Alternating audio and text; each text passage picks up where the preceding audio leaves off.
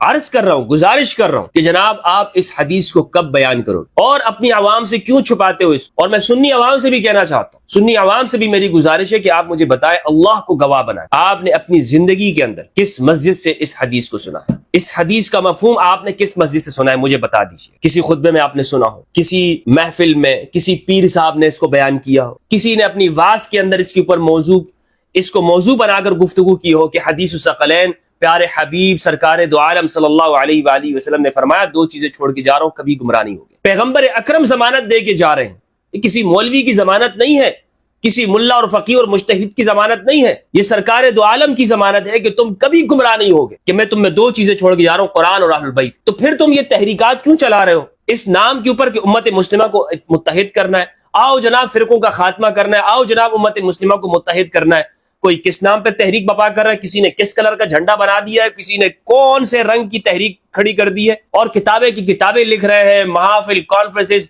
جناب ہر موضوع کے اوپر، لیکن پیغمبر کا دیا ہوا حل آج تک اس جانب نہیں آ رہے۔